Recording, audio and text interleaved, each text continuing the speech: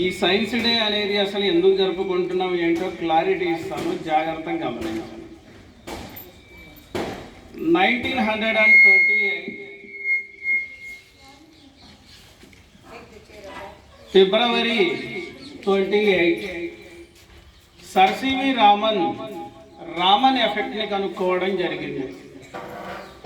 ఈ రామన్ ఎఫెక్ట్ ఎలా ఉంటుందంటే, that depending upon only light, that one light ray splitting into a 7 colors, that after formation of the rainbow, ఒక white light ray అనేది scattering అయ్యి 7 colours లాగా display అవ్వడం, దాన్ని మనం నేచర్లో రెయిన్బో లాగా గమనించడం.